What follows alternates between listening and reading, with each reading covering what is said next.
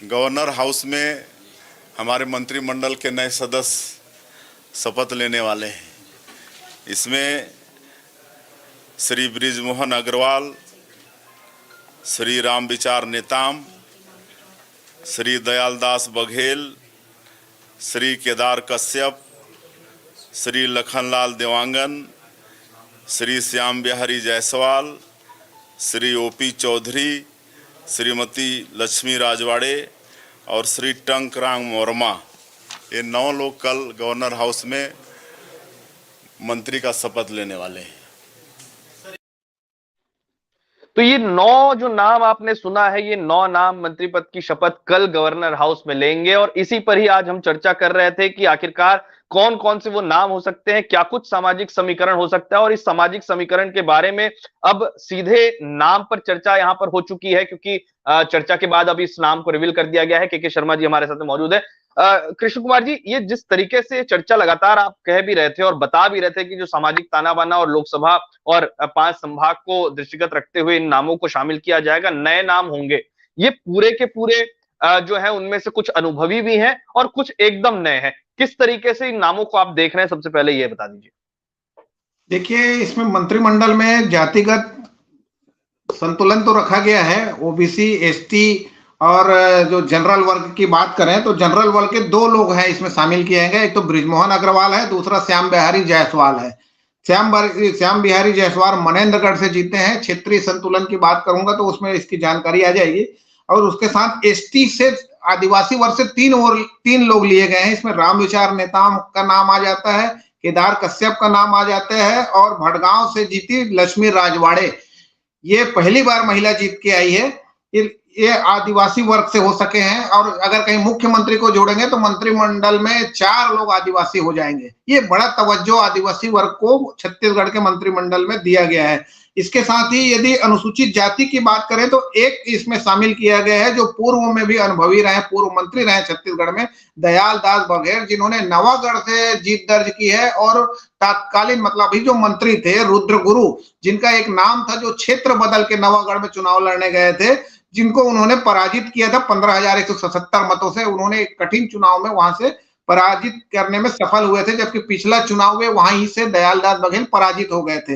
अब बात आती है ओबीसी वर्ग से। ओबीसी वर्ग से 3 लोगों को शामिल किया गया है और जिसमें प्रमुख रूप से आता है ओपी चौधरी, जिन्होंने रायगढ़ में जबरदस्त चुनाव जीता है, वहां पे प्रकाश नायक को पराजित किया है।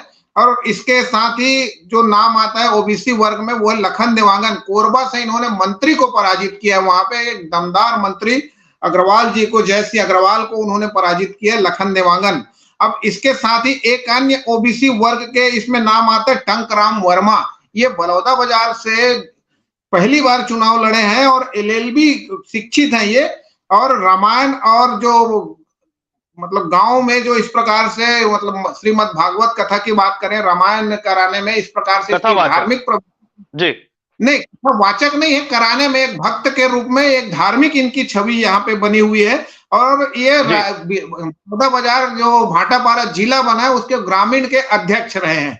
तो ये एक इनका संगठन में पकड़ को देखते हुए और जो क्षेत्र में उसकी जो धार्मिक छवि है, एक व्यक्तिगत छवि उनकी रही, जिसके आधार पर उनमें शैलेश नितिन त्रिवेदी को एक कद्दावर नेता कांग्रेस के कहे जा सकते हैं, पाठ्य पुस्तक निगम के अध्यक्ष है, उनको पराजित करने में सफलता मिली थी। इस प्रकार से यदि देखें तो समीकरण में जनरल से 4 लोग हो जाते हैं, क्योंकि एक जो है जनरल पहले ही विजय शर्मा को कवर्धा के जो जीत के आए थे उनको बनाया गया था। अब आदिवासियों में मुख्यमंत्री से 4 नाम हो जाते हैं। अनुसूचित जाति के 1 को लिया गया है। भाजपा के 4 लोग जीत के आए हैं, 10 अनुसूचित जाति के लिए आरक्षित सीटें हैं। ओबीसी के 35 लोग जीत के आए हैं, जिसमें लगभग 17 भाजपा के हैं, जिनमें से कहा जा सकता है ऐसे आदिवासियों के 30 लोग जीत के आए कि एक सामान्य सीट है जहां से दोनों ही लोग जो है वहां पे ओबीसी है, मतलब आदिवासी को ही खड़ा करते हैं। तो वहां पे इसकी संख्या हो जाती है 4 हो जाती है। और अनुसूचित जाति के 1 को शामिल किया दयालदास बघेल को, और ओबीसी वर्ग से जो है अब संख्या 4 हो जाती है, क्योंकि एक अरुण साह जो अध्यक्ष है उनको शामिल किया गया। संगठन के दृष्टि से देखेंगे तो अरुण साह अध्यक्ष के साथ 3 महामंत्री, 3 महामंत्री थे, तीनों को यहाँ पे जगह मिलती दिख रही है। केदार कश्यप जो पूर्व मंत्री रहे हैं उनको यहाँ पे जगह मिल गई है। नारायणपुर से जीते थे। उसके बाद जो दूसरा नाम आता है ओपी चौधरी का, ये भी महामंत्री थे, रायगढ़ से जीत के आए हैं, पूर्व आईएएस अधिकारी हैं। और तीसरा नाम जो आता है विजय शर्मा का, जो महामंत्री थे और उनको उप मुख्यमंत्री का दर्जा दिया गया। इस प्रकार से 3 नाम ऐसे आपको दिखेंगे जो तीनों महामंत्री और अध्यक्ष, ये इनको यहाँ पे जगह मिली हुई है। और जो जनपद सदस्य रही लक्ष्मी राजवाड़े, इन्होंने 43,962 मतों से पारसनाथ राजवाड़े को पराजित किया था भटगांव से। और क्षेत्रीय दृष्टि से देखेंगे तो सरगुजा से हमको 3 नाम दिखते हैं, 3 मंत्री शामिल किए गए, एक मुख्यमंत्री करके यहाँ 4 हो जाते हैं संख्या यहाँ पे। सरगुजा से यदि बात करेंगे नाम लेकर के, तो इसमें लक्ष्मी राजवाड़े भटगांव से आते हैं जो सरगुजा संभाग से हैं। और इसके साथ ही जो सरगुजा संभाग से यदि बात करेंगे तो यहाँ पे मनेन्द्रगढ़ से श्याम बिहारी जायसवाल जो है वो सामान्य सीट से है। और एक और नाम इसमें है सरगुजा से राम विचार नेताम रामानुजगंज से जीत के आए, पूर्व मंत्री हैं। तो ये इस प्रकार से 3 आदिवासी वर्ग के हैं और एक मुख्यमंत्री से 4 जो नाम है। एक केदार कश्यप बस्तर से है, बाकी जो 3 है कहा जा सकता है। टोटल सरगुजा संभाग से 4 हो गए मुख्यमंत्री को मिलाकर के। रायपुर से 2 लोग हैं, इसमें बृजमोहन अग्रवाल रायपुर दक्षिण से है, 8वीं बार चुनाव जीत के आए हैं और 5वीं बार मंत्री बनने जा रहे हैं। इसके साथ ही बलौदा बाजार से टंकराम वर्मा जो ओबीसी वर्ग से आते हैं, बलौदा बाजार से जीते। रायपुर संभाग से अंतर्गत बृजमोहन और टंकराम 2 नाम आते हैं।